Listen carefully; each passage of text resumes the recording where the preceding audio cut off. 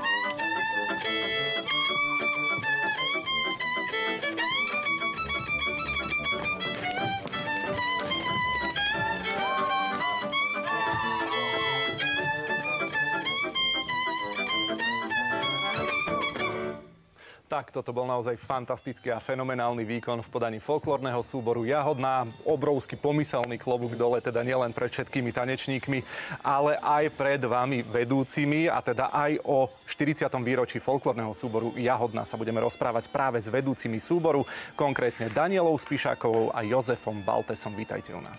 Ďakujem. Dobrý, vítajte, samozrejme. Ja si myslím, že poviem, že Kalabdolu. Po našom, áno.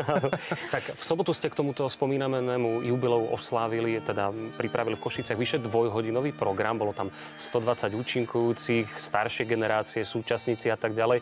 Určite to boli hodiny a hodiny príprav. Čiže ako dlho vám to všetko trvalo? Čo bolo najkomplikovanejšie na tej príprave? Tak, ako prvé sme si teda povedali, že naozaj chceme urobiť to výročie. No a niekedy v nejakom máji sme teda začali pomaly oslovovať ľudí. Najprv tých, ktorí sme poznali a postupne sme teda rozšírili echo, že tak my nepoznáme všetkých, oslovte teda aj vy svojich kamarátov, svojej generácie. A s takou malou dušičkou sme si povedali, že možno nejakých 30 ľudí starších by sa nazbieralo, no a nakoniec Z toho bol štvornásobok. tak, presne tak. Čo nás veľmi prekvapilo a potešilo zároveň. Komplikované bolo teda zorganizovať im tréningy, dohodnúť si teda časy, kedy kto ako môže. Mnohí cestovali zďaleka a ďalšia vec, čo bola taká pre nás organizačne náročná, bolo obliezť ich do krojov. To sme museli veľmi akože strategicky vymyslieť. Kto ako. No mňa by celkom akože aj zaujímalo, že ako to bolo s tým nacvičovaním, hej? Pretože ja som si načítal, že to bolo teda také multigeneračné vystúpenie, tak tie jednotlivé generácie sa stretávali možno nejako separátne, nacvičili si to a potom na tej generálke ste to dali všetko dokopy, alebo ako to bolo, ako to celé vzniklo? Tak, presne tak. Mali sme dokonca vytvorený systém na rezerváciu sály, aby teda každý mal istotu, že môže prísť. A keďže veľa ľudí presne cestovalo z rôznych kútov, a nielen Slovenska, ale aj Európy na tie tréningy, tak sme museli mať jasné, že kto kedy prišiel, aby teda sa nestalo, že niekto príde a zrazu nemá tréning. Takže áno, trénovali generácie jedna generácia na jeden tréning. A môžeme povedať, že naša sála bola vyťažená naplno. Každý deň sa trénovalo asi fakt. Ale teraz sa ospravedlňujem, ja som nepostrehol, že ako dlho sa to natiahlo všetko, celá príprava? Tak od nejakého mája, od toho začiatku do teda... Tedy začali nácviky, ale... Do soboty. Áno. Paráda. Tak to je dosť. Naozaj Kalabdolu. A keď už ste spomínali obaja vlastne to cestovanie z diaľky, že aj z rôznych kútov Európy, tak aké boli reakcie na samotný program, ktorý ste pripravili, vymysleli? Čo účinkujúci povedali? Alebo ako na to reagovali? Všetci boli veľmi šťastní, veľmi nadšení z toho, ako to celé prebiehalo a veľmi sa im páčilo, že sa mohli po tých rokoch opäť stretnúť a vidieť pri takejto príležitosti fakt a hlavne na javisku, lebo žijú tým folklórom stále, takže... Super. A teda niektorí účinkujúci na tréningy dochádzali, čítam tu, že z Anglicka, Španielska, čo teda naozaj, keď to zoberieme tak objektívne, tak skutočne je to už od ruky. Už to nie je takto, že nejako cez kopec. Tak áno, čo bolo ich motiváciou? Že prečo sa rozhodli, že dôjde človek z Anglicka do Košic na tréning? Tak motivácia sú stále ľudia. Ľudia a tie vzťahy, ktoré sú v tom súbore a povedali si, že áno, je to výročie, chceme prísť. Tá príležitosť výnimočná. Idem do toho, stretnem sa s kamarátmi, presne po niektorí aj po 20 rokoch sa videli. Takže čiže vždy to boli tí tanečníci, ktorí fungovali v tom súbore. Všetko to bolo, každý chodil preto, lebo chcel, nie preto, lebo musel. Vo vašom súbore možno také netypické, že máte viacerých vedúcich. Vy ste tu dvaja, ale ste štyria. Prečo je to tak? Alebo ako to vzniklo? Sú tam napríklad aj nejakí starší vedúci od vás? Po ktorých ste to tak akože prevzali? My sme asi najdlhšie v súbore, najdlhšie fungujúci, takže starší nie sú, ale každý máme rozdelené svoje kompetencie. Niekto sa stará o kroje, niekto o tú organizačnú, niekto o choreografie, o tanečnú ako o tú tanečnú zložku, takže... Takže na tréningoch sa vám nestáva, že si teda skáčete, ako sa hovorí, do kapusty? Niekedy sa stáva. Poďme to stále vieme nájsť kompromis. Vždy sa vieme dohodnúť, jasné, že áno, je to o tom. A ako vznikol ten názov Jahodná? Ja viem, že Jahodná je pri Košiciach, tak to vedia všetci. Ty vieš presnú genézu? Áno, ja viem presnú genézu. Ak máme 2 hodinky, môžem vám povedať. Ale... Máme 20 sekúnd. Tak, v zásade áno, názov vznikol tak, že súbor, keď zakladali, tak mal nejaký názov, krúžok zaujímavej činnosti na vysokej škole. To bolo také nie celkom pekné, tak sa rozhodli teda, že áno, nájdeme niečo krajšie, no a prišli s tým, že teda Jahodná je pekný, ľubozvučný názov, ktorý ide do ucha. A hlavne je to podľa kopca pri Košiciach, takže tak, teda. Poznáme, nebol samozrejme. tu taký súbor ešte. Áno, no ja sa teraz zahrám na Mudrého a teda doplním, že zakladateľom vášho súboru je pán Ivan Štrba, ktorý si takto zaspomínal na tie absolútne začiatky. Celý život zasvetil fakticky folklóru. Od 18 rokov, ako som začal, tak s prestávkami som skončil, keď som mal 63 rokov. Účinkoval som v rôznych súboroch, viedol som súbory. Ja som tomu dal názov celoživotný folklorista. Som bol aj zakladateľom Čarnice. Potom som odišiel a som sa vrátil. Zase som odišiel a sa vrátil. No ale som si povedal, že mám ešte len 50 rokov, že škoda to odísť do takého folklórneho dôchodku. Som odišiel v 82. z Čarnice, tak v 83. som ma zlanarili, tak som nastúpil do Jahodnej a som bol do 93. roku. My začali fakticky od piky, by som povedal, so všetkým, čo bolo treba do súboru. Našťastie na škole robili príjmačky a v rámci príjmačiek sa vypisovali také dotazníky. A jeden bol dotazníku bol, že o čo sa zaujímaš a čo robíš. Tam bolo asi 500 prihlášok. Len 5 rokov mal ten súbor vtedy, keď ja som do neho prišla. A tie tréningy boli tak tvrdé. Oni si tam pozývali z konzervatória učiteľky. Dochádzka sa robila, tam nesmiel nikto chýbať. To ani skúšky, ani nič. To bolo 3-krát do týždňa po 2,5 hodiny natvrdo. Pán Štrba bol taký otec všetkých, ale bol dosť prísny. Keď už bolo po všetkom a keď sme mali nejaké už zábavy, tak to bolo všetko super. Ale ináč vyžadoval presne všetko, muselo byť tak, ako povedal. Pri začiatku sme nemali vlastného choreografa, tak sme pracovali s inými súbormi v kraji. Za tie zhruba 3 roky sme mali pripravený hodinový program. Nechceli veriť, že za 5 rokov sme sa vypracovali a teda keď sme išli potom na tie súťaže, ktoré v tom období boli, to boli kategórie A, B, C, D. Ačka boli najlepšie a Dčka boli tie, povedzme, relatívne nové, najslabšie.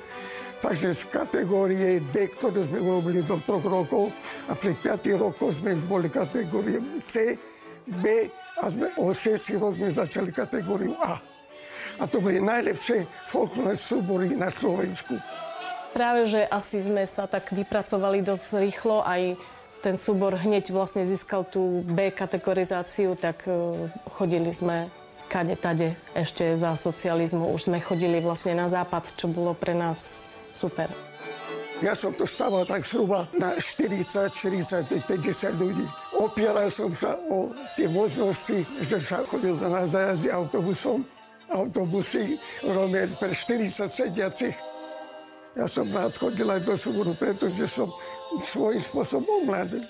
A vždy, keď prišli dievčatá, si sadli ku mne bližšie, aby som zase omladil tých 10-15 rokov.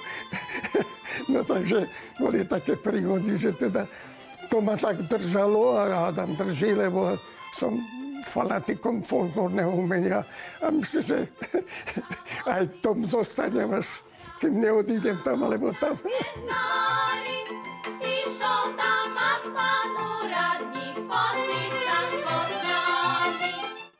Krásne povedané tam alebo tam. Ale vaše predstavenia, performancy sú naozaj také, že nadpozemské by sa dalo povedať. Aspoň čo sme videli, no tak na nás lajkov to tak pôsobí.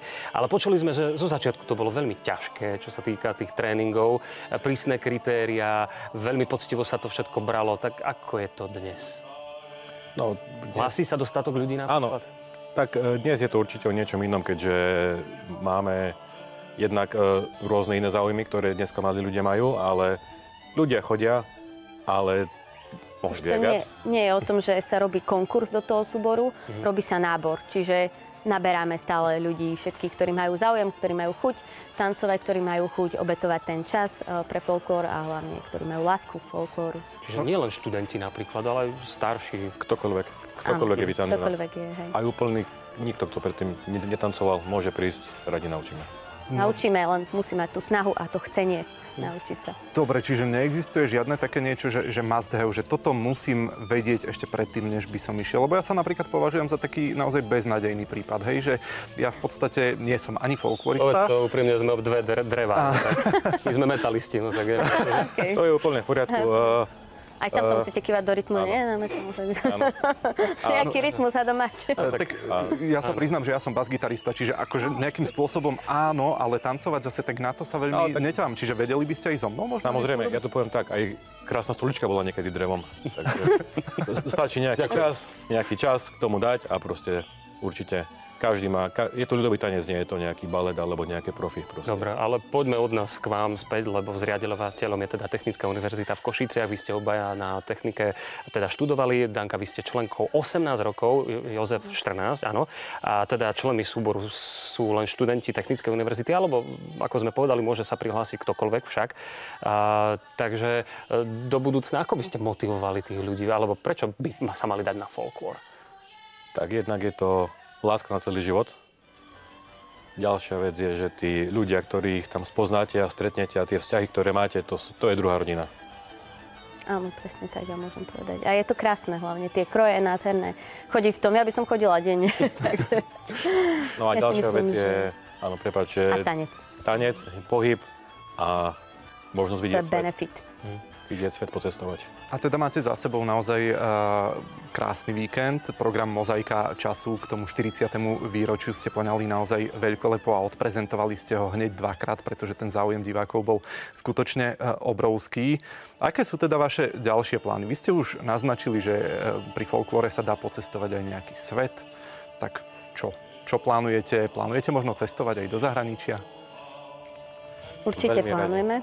Veľmi radi, áno. Máme rozpracované nejaké ponuky, takže budúci rok hádam sa nám podarí nejaký zahraničný zájazd. A taktiež určite máme v pláne zúčastniť sa vystúpení, robíme aj svadobné čepenia, takže aj tie svadby. Uvidíme, ako to pôjde. Dúfajme, že nám to nič neprekazí už. Tak, no a samozrejme nejaké festivály, vystúpenia.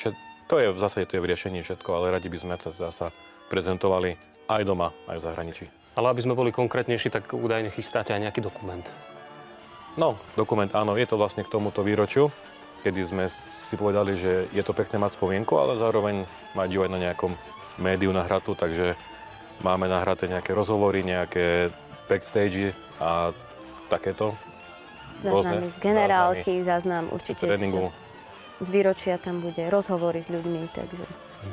Hovorili sme o tých krásach folklóru ako takého, vy ste o ňom naozaj krásne rozprávali, ale my vidíme naozaj to takéto pozlátko, že vyzerá to pekne, tancuje to, spieva to, hrá to a tak ďalej, ale predsa len ten folklór má určite aj nejaké úskalia. Aké sú to? Čo bolo pre vás to najťažšie na tom folklóre? Neviem. Tak teraz neviem. Inak povedané, vzalo vám to niečo? Nie, to je absolútne nie. Je to veľmi náročné určite v tom, že treba tomu obetovať veľmi veľa času, veľmi veľa, ale na druhú stranu dá to tak veľa, že ten čas proste človek ho trávi zmysluplne, nie je to len nejaké... Presne tak. Šírite tradície, uchovávate ich, prezentujete ich vo svete. Takže áno, tak. Ja by som to ukončil, ako sme to začali, že kalab dolu pred vami. Ďakujeme. A ešte predsa len, pretože ja uvažujem aj do budúcna, kedy je možno ten najvhodnejší čas začať s folklórom, podľa vás? Práve teraz. Práve teraz a tak všeobecne? Od koľkých rokov? Čím skôr. Čím skôr, áno. Sú detské súbory, kde človek získa tie základy, napočúva si nejaké tie muziky, rytmy a postupne. Ale vravím, dá sa začať v zásade v akomkoľvek veku. Stačí len trpezlivosť a chcenie.